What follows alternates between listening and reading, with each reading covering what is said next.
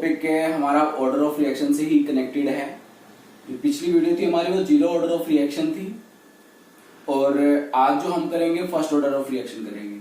Mainly basic जो start होगा उसका कहां से होगा, ऑर्डर ऑफ रिएक्शन से स्टार्ट होगा। आपको पता ही है क्या कि जो अगर आपकी जो रेट ऑफ रिएक्शन है वो क्या था, it directly proportional to the concentration of the reactant and each raise to the power become equal to their experimental coefficient. जो आपके एक्सपेरिमेंटल्स यहाँ पे आते थे, ठीक है, वो हम लेते थे जिसकी हेल्प से हम क्या बताते थे, ऑर्डर ऑफ रिएक्शन। सपोज करो यहाँ पे अल्फा और ये अल्फा और ये बीटा है, तो ऑर्डर ऑफ रिएक्शन क्या आता था हमारा, the sum of the exponent power alpha plus beta, ठीक है, become equal to the order of reaction. वो हमारा ऑर्डर ऑफ रिएक्शन बताता था। और ऑर्डर ऑफ रिएक्शन से जनरली हमें क्या पता चलता था, जनरली ये पता चलता था कि कौन सी रिएक्शन वो हमारी जीरो ऑर्डर की है, कौन सी रिएक्शन हमारी फर्स्ट ऑर्डर की है, कौन सी हमारे सेकंड ऑर्डर की है।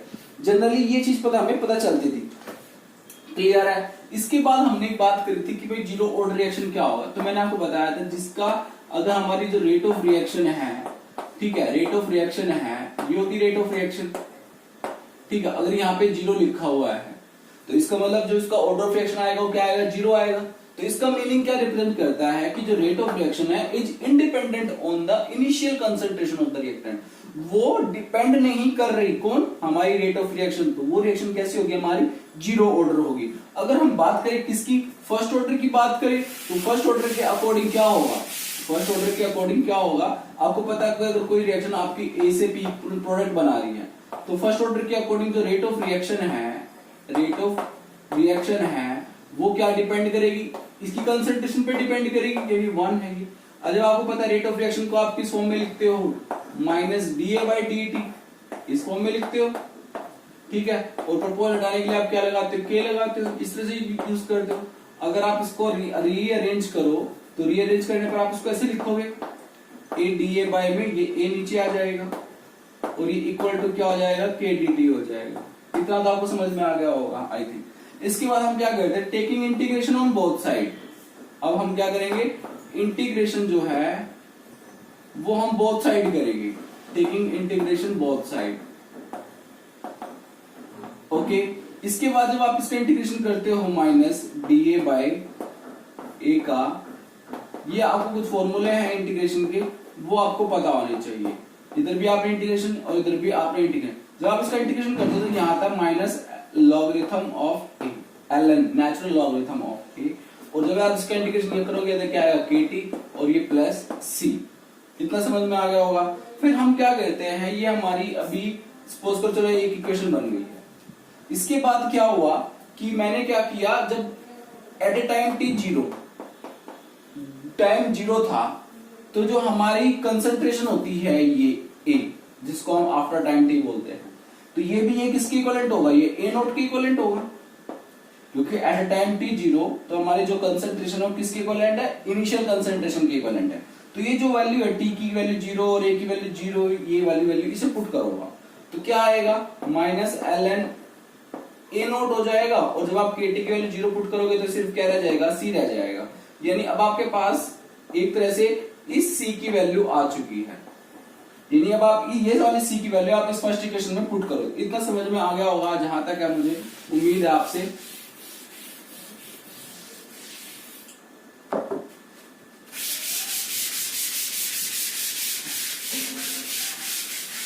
अब आपने क्या किया, जो ये वैल्यू थी इसको किसे पुट करा, इसके अंदर, तो इसमें क्या हुआ, देखो क्या थी आपकी value, minus ln A equal to KT plus C थी।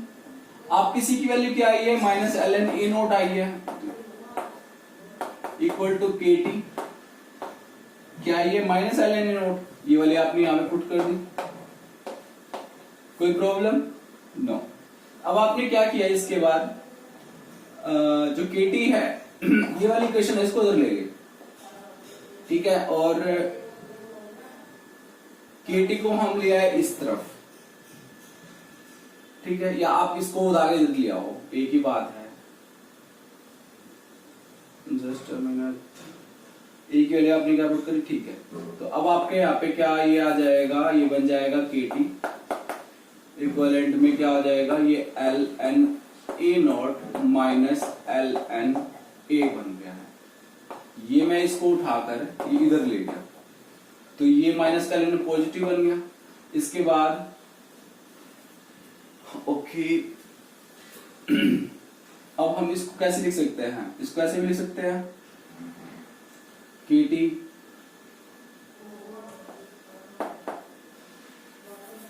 के इक्वल टू में 1/t और L N A naught by A. एक ही इक्वेशन आपके ग्राफिकल रिप्रेजेंट को काम करने में आएगी, तो ध्यान रखना इस वाले इक्वेशन को हम यूज करेंगे ग्राफिकल के लिए। इसके बाद क्या किया मैंने, जो आपका ln होता है वो किसके इक्विवेलेंट होता है, 2.303 log के इक्विवेलेंट होता है। मैंने क्या किया कि 2.303 log और a नॉट अपॉन में a और डिवाइड बाय में t, ये आपको फॉर्मूला याद रखना है। सिंपल सा, कुछ नहीं किया मैंने, स्टार्टिंग करी अपनी किससे, भाई मेरी जो रिएक्शन है वो ए पे पी पे डिपेंड करती है, मतलब ए से प्रोडक्ट बन रहा है, तो रेट ऑफ रिएक्शन क्या होती है, minus D A by D T. यही किया मैंने, इक्वल टू के डी टी कर दिया, ऐसे लिख दिया। फिर मैंने क्या किया, इनको अरेंज करा है, अरेंज करने पर ये किया है, इसके बाद ये के डी टी हो गया। इसके बाद मैंने इंटीग्रेशन किया, इंटीग्रेशन करने से क्या बन गया, माइनस एल एन ए बन गया, और यहाँ के टी ये प्लस सी बन गया। इसके बाद क्या किया मैंने, इसके बाद मैंने एट ए टाइम टी 0 और ए की वैल्यू क्या पुट कर दी, ए नॉट पुट कर दी, ठीक है। ये वैल्यू पुट करके यहाँ से सी की वैल्यू आ जाएगी, जो सी की वैल्यू आएगी वो आपने इसमें पुट करना है और आपकी इक्वेशन बन के आ जाएगी ये। इसके बाद मैंने कुछ नहीं किया, यहाँ से इनको रीअरेंज किया और यहाँ से के की वैल्यू निकाल लिया। के is the rate constant for a first order reaction. Clear हुआ इतना, ये बताओ आप, ठीक है। इसके बाद जो है एक इस इक्वेशन का हम यूज करके एक ग्राफिकल इक्वेशन बनाते हैं, y equal to mx plus c। मैंने क्या किया, कुछ नहीं किया, जस्ट इसको साइन चेंज कर दिया, यानी माइनस कॉमन लेके ln a, जो माइनस का तो प्लस का, प्लस का तो माइनस का, तो ये क्या हो जाता है kt, ये बना दिया मैंने। बताइए कोई प्रॉब्लम? तो अब ये मेरी इक्वेशन बन गई y is equal to mx और ये c। तो y क्या आपकी, ये है y एक्सिस, x एक्सिस पे क्या आपका टाइम है, स्लोप कैसा है आपका, नेगेटिव है, तो ये नेगेटिव स्लोप हो जाएगा माइनस के, तो ये हो गया आपका माइनस के टी है ना, माइनस के स्लोप हो गया, और ये आपका इंटरसेप्ट हो गया ln a not, this is ये आपका ये, ठीक है। अब एक फॉर्मूला हम जनरली और यूज करेंगे, कैसा हो आपको बता देता हूं, क्या है, आपको ये फॉर्मूला ध्यान रखना है, ठीक है। ग्राफ का आपको पता आना चाहिए क्या है ग्राफ का, ठीक है।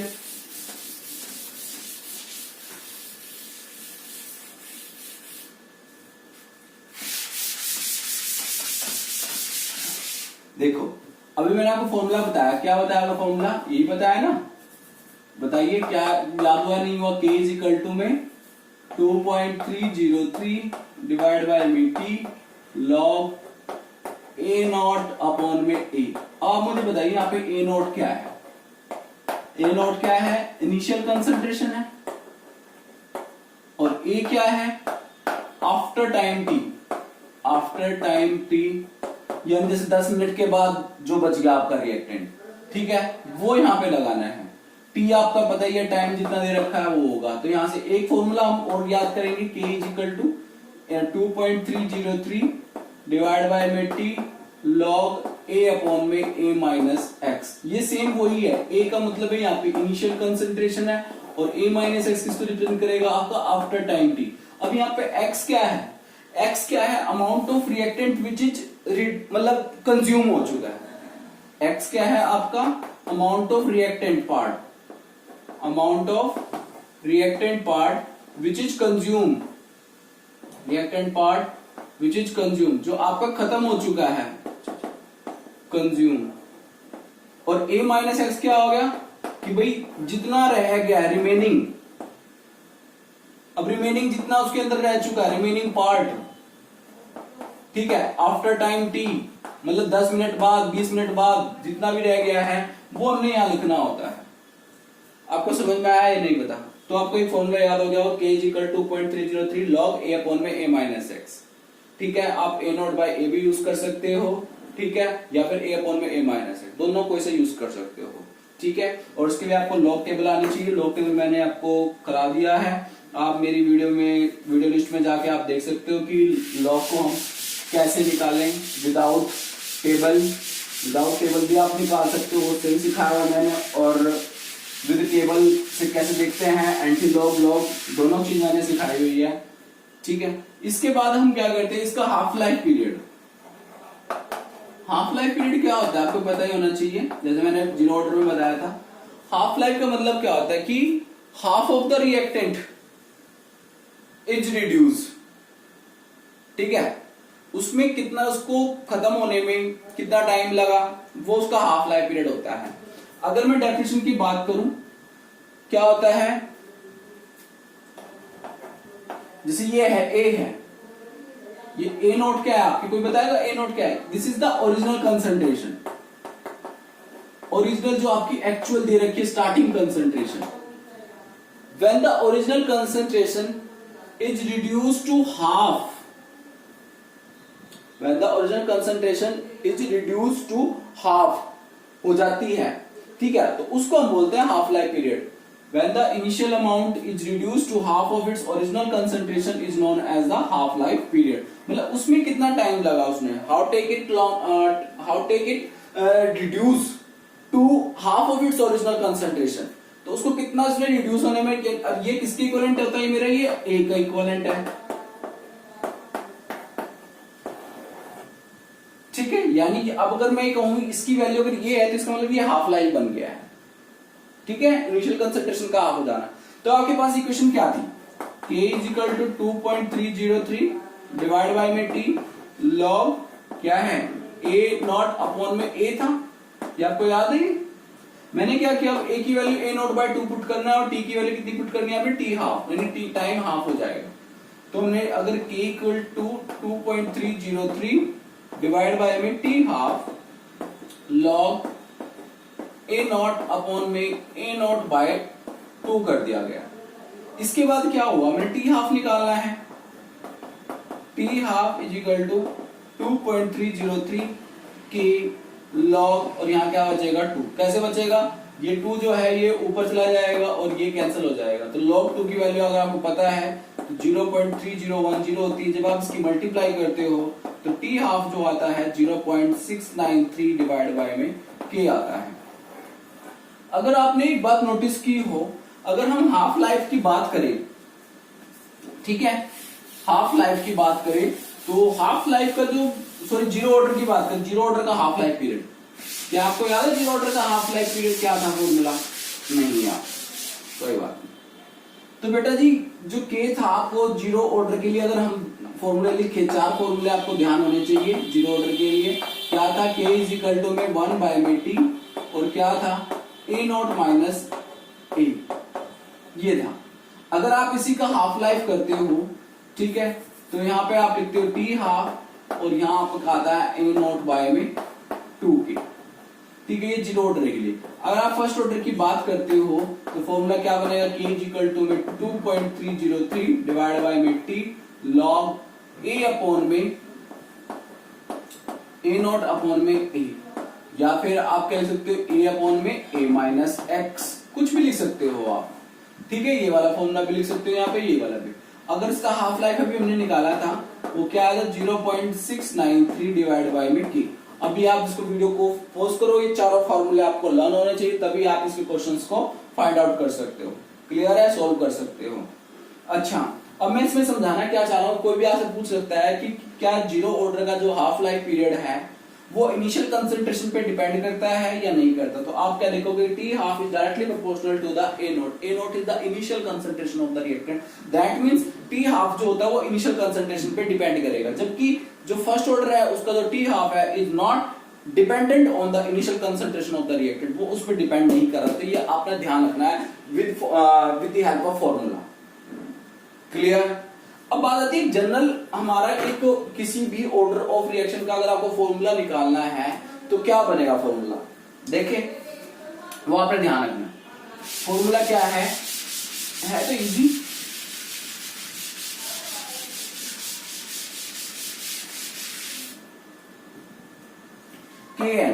Kn क्या रिप्रेजेंट करेगा आपका कि भाई ये कौन से ऑर्डर का रिएक्शन है।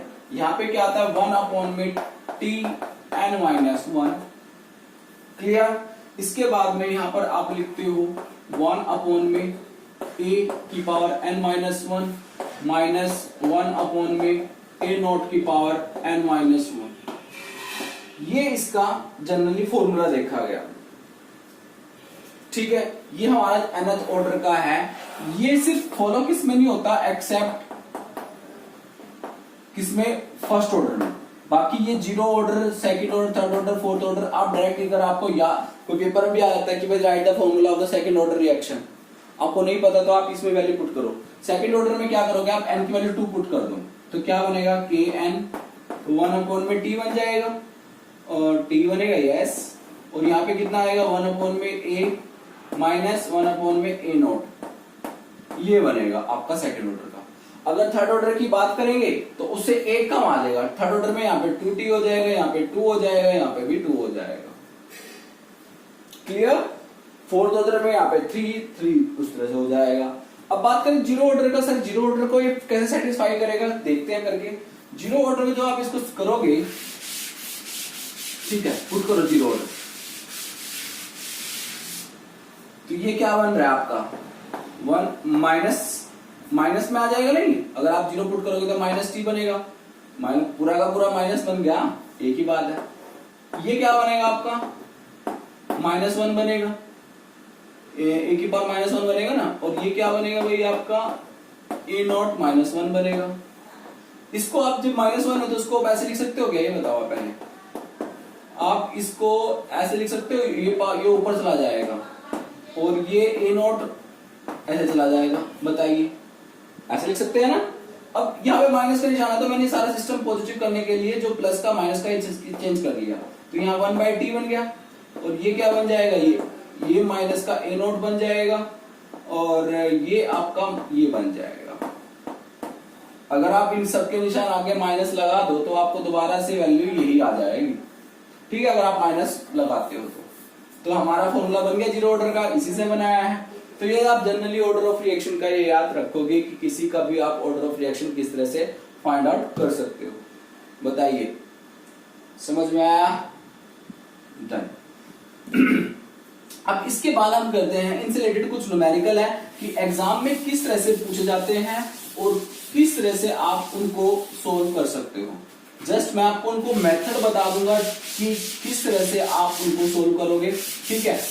बाकी तो आपने मैथमेटिकल देखो आपने करना है, जस्ट मैं आपको उस क्वेश्चन को किस तरह से आप टैकल करोगे वो समझा देता हूँ, ठीक है, कि पेपर में किस टाइप के न्यूमेरिकल आएंगे और कैसे हम उसको करेंगे।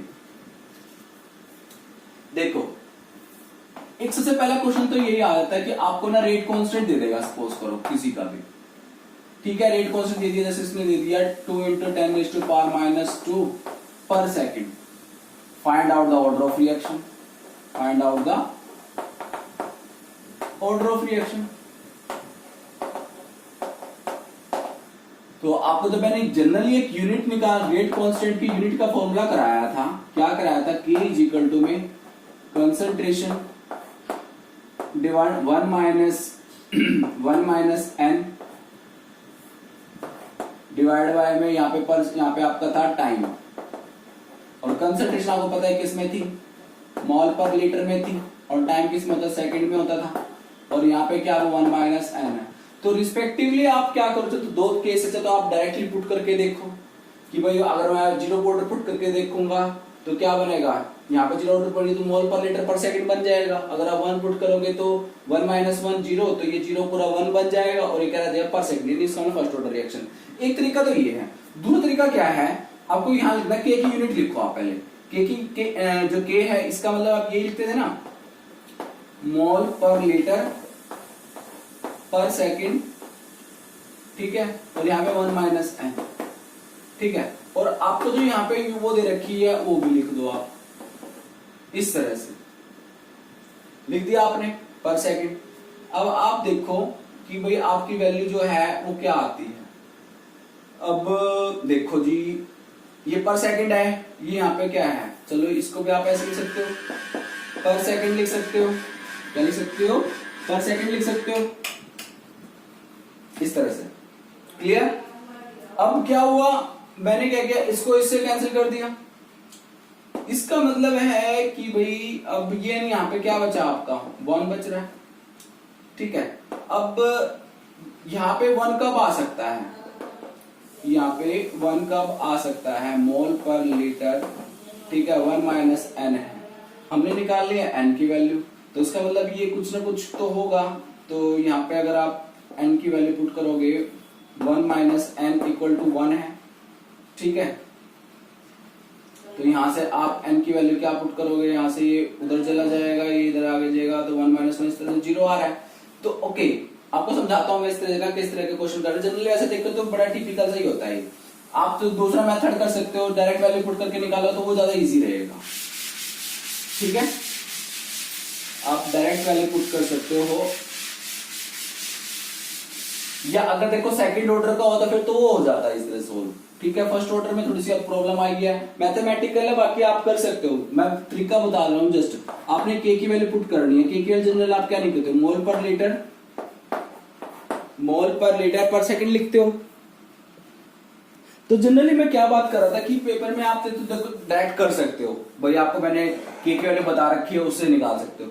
बट अगर आपको फिर भी करना है तो आप मैथमेटिकल हो, जैसे कि आपको पता ज्यादा पता है, तो आप क्या करोगे, के की वैल्यू क्या थी, मोल पर लीटर, और यहाँ पर सेकंड होता है, इतना तो आपको पता चल गया, और यहाँ 1 माइनस एन होता है, ये के की यूनिट निकाला फॉर्मूला है, इतना इतना समझ में आ गया। और हमें दे रखी है यहाँ पे ये पर सेकंड इनवर्स दे रखा है। अब आप एक चीज बताओ, मैथमेटिकल जब आपको आता है, सेकंड से सेकंड तो कट जाएगा, नहीं कटेगा, जब ये सेकंड इधर जाएगा, ठीक है, ये सेकंड इधर जाएगा डिवाइड में, और ये पर सेकंड नीचे था, तो यानी ये कट जाएगा, आपका 1 बन जाएगा, ये तो बन जाएगा पूरा का पूरा 1। क्योंकि देखो कैसे, ये सेकंड इनवर्स है, ये जब ऊपर जाएगा तो ये भी सेकंड इनवर्स बनेगा इधर जाके, तो ये से कट जाएगा, तो यहाँ पे क्या आ गया आपका, mole per litre 1 minus N equal to 1। यानी इस पूरे टर्म को सोल्व करके आपका कितना आंसर आना चाहिए, 1 आना चाहिए। अब आप n की वैल्यू कितनी पुट करोगे, यहाँ पे 1, क्योंकि अगर 1 कब आएगा, जब ये पूरा का पूरा क्या बन जाए, 0 बन जाए, तो 0 बन जाएगा तो 1 आ जाएगा। तो आप n के लिए कितने पुट करोगे, 1 तो पुट करोगे। अगर आप n के लिए पुट करोगे 1 पुट करोगे तभी यहाँ 0 बनेगा। इसका मतलब है यहाँ पे n आपका क्या है, फर्स्ट ऑर्डर रिएक्शन है। इससे पता चला है, आया समझ में, नहीं आया दोबारा बताता हूँ आपको। के की वैल्यू जनरली आपने ये लिखना मोल पर लीटर पर सेकंड, और 1 माइनस एन इस तरह से निकालते हो, और आपको सेकंड इनवर्स दे रखा, जो भी दे रखी है आपको, सपोज करो कोई भी के वैल्यू दे दे, और आपको के से क्या कहे, इसका find the order of reaction, तो आप उसकी जो के की वैल्यू जनरल तो सबकी यही लिखोगे, फिर जो यहाँ दे रखा है उसको यहाँ लिखो। सेकंड इनवर्स से जो भी कटता है, मोल पर लीटर तो मोल पर लीटर काटो, सेकंड इनवर्स से जो भी कटता है काट दो, फिर आपके पास क्या बच गया, mole per litre minus 1 minus N equal to 1 बच गया। अब आपको पता है 1 आना चाहिए आपका आंसर। 1 कब आएगा, जब ये पूरा का पूरा टर्म हमारा क्या, उसकी पावर क्या है, 0 आ जाए। और 0 कब आएगा, जब n की वैल्यू कितनी आ जाए, 1 आ जाए। तो 1 n की वैल्यू हम 1 पुट करेंगे तभी हमारा क्या आएगा, 1 आएगा। इसका मतलब जो n का n यहाँ के रिप्रेजेंट कर रहा है कि और फर्स्ट ऑर्डर ऑफ रिएक्शन है। क्लियर हो गया? तो ये एक क्वेश्चन तो ये था आपका ऑर्डर ऑफ रिएक्शन से। दूसरा क्वेश्चन क्या आता है जीरो ऑर्डर फर्स्ट ऑर्डर से, कि आपको क्या दे देता है, सपोज करो रेट कांस्टेंट दे दिया, क्या दे दिया, रेट कांस्टेंट दे दिया, रेट कांस्टेंट के दे सकता है, और आपको इनिशियल कंसंट्रेशन दे सकता है, और आफ्टर टाइम दे सकता है इतना। जैसे कि क्वेश्चन बनाते हैं हम, कहता है कि 5 gram of the reactant is reduce to 5 gram of the reactant is reduce to 3 gram in, या 3 gram having a rate constant rate constant दे दिया उसने, जैसे 5 × 10⁻⁻² मोल पर लीटर पर सेकेंड। ठीक है, calculate the time period, calculate the time period 5 gram to 3 gram. मतलब आपने टाइम पीरियड निकालना है कि 5 ग्राम से 3 ग्राम। अब आपको यूनिट देख के पता चल गया होगा कि ये कौन से ऑर्डर की रिएक्शन है, हाफ लाइफ की है, सॉरी हाफ लाइफ करूं, जीरो ऑर्डर की है। तो जीरो ऑर्डर का आप के का फॉर्मूला लगाओ, के इक्वल टू क्या होता है 1/T A0 minus A। A0 का मतलब है इनिशियल कंसंट्रेशन, इनिशियल कंसंट्रेशन कितनी आएगी 5, और आफ्टर टाइम T भाई 3 ग्राम हमारा इतना रह गया है। टाइम आपने निकालना, के की वैल्यू पुट करनी है, तो टी निकालना आपने 1/K इधर आ जाएगा और 5 माइनस 3 करके और के की वैल्यू पुट करके आप यहां से क्या निकाल लो, टाइम निकाल लो। एक तो ये जीरो ऑर्डर के बेस पे इस तरह से आ सकता है। अगर वो कहता है कि भाई इसी का हाफ लाइफ पीरियड निकाल लो, तो हाफ लाइफ पीरियड निकालने के लिए आपको क्या चाहिएगा, के चाहिएगा, और के क्या होता है, के हाफ लाइफ फॉर्मूला क्या है, T half is equal to A0/2K, A0/2K। A0 आपके पास है कितना है 5 ग्राम है, और के की वैल्यू आपके पास आई जाएगी यहां से जो दे रखी है, तो आप यहां से डायरेक्ट इसका हाफ लाइफ पीरियड भी निकाल सकते हो। एक क्वेश्चन तो ये हो गया, क्लियर है। अगर वो इसी में कहता फर्स्ट ऑर्डर निकाल लो, तो आप फर्स्ट ऑर्डर का फॉर्मूला लगाते, इसका लगाते आप फर्स्ट ऑर्डर का। देखो दूसरा क्वेश्चन किस टाइप का आएगा, ठीक है, आपको क्या कहेगा कि भाई आपके पास कितना टाइम लेगा, ठीक है, कितने से 10 ग्राम ऑफ रिएक्टेंट है आपके पास इनिशियल, और उसमें से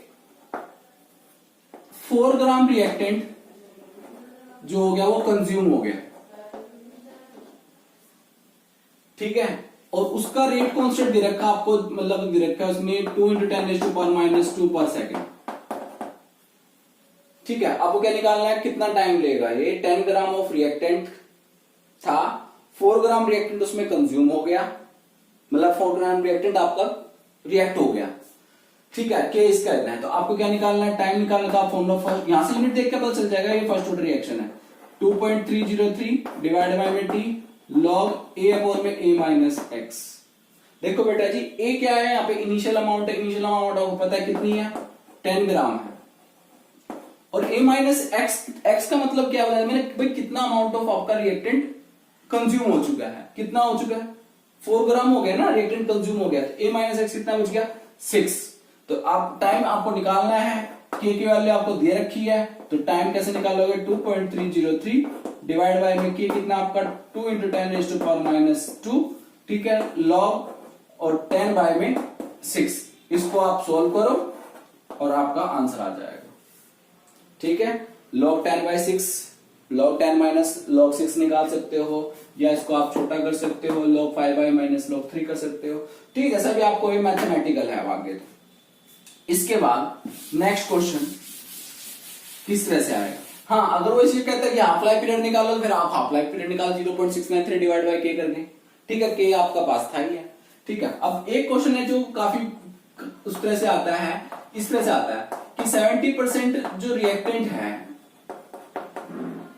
ठीक है, उसको रिड्यूस होने में जो टाइम लगता है वो 30 मिनट लगता है। तो कहता है बताइए 90% रिएक्शन कंप्लीट होने में, 90% रिएक्शन कंप्लीट कह रहा है आपको, कंप्लीट होने में कितना टाइम लगेगा।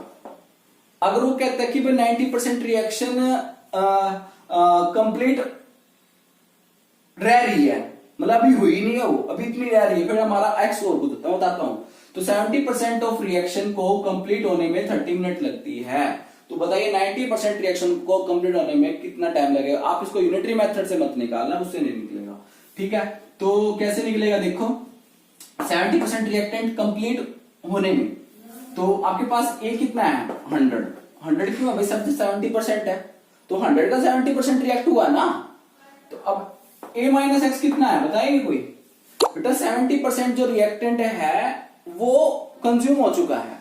तो a माइनस एक्स कितना बचेगा आपका 30।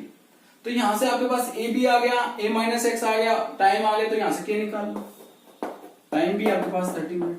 तो k का फॉर्मूला आप लगाओ फर्स्ट ऑर्डर के अकॉर्डिंग, वो देगा आपको if the reaction is a first order reaction, वो देगा स्टार्टिंग में आपको 30 log a अपॉन में a माइनस एक्स 100 अपॉन में 30। इसको सोल्व करो, यहां से क्या आएगा आपका k आ जाएगा, k सपोज करो ये आ गया 2 × 10⁻² पर सेकंड, सपोज करो ये आ गया। अब आपको क्या कह रहा है 90% रिएक्शन कंप्लीट होने में कितना टाइम लगेगा।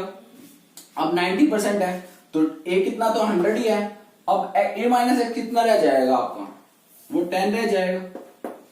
अब आपके पास क्या आ चुका है, टाइम की जगह k निकाल के आ चुका है, k कितना इतना है, ठीक है। अब आपको क्या निकालना है, टाइम निकालना है, फॉर्मूला लगाओ ये वाला, ठीक है, यहां से टाइम निकाल दो, क्लियर।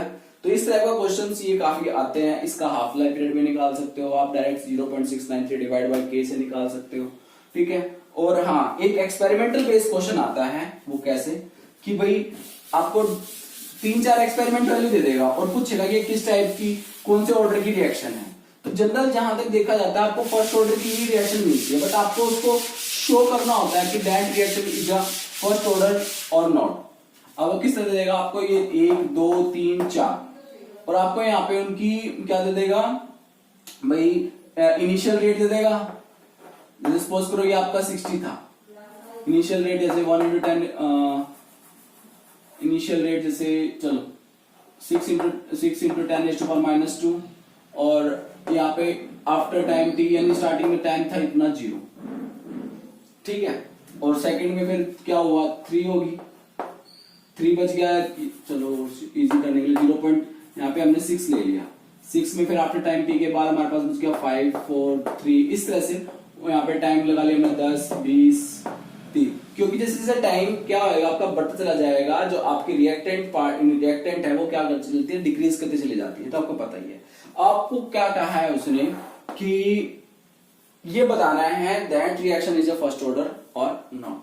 तो आप क्या करो, पहले इन दोनों रिएक्शन से, ठीक है, क्या निकाल लो, k निकाल लो। अब k कैसे निकाल लोगे भाई, 2.303 डिवाइड बाय में t log a अपॉन में a माइनस एक्स।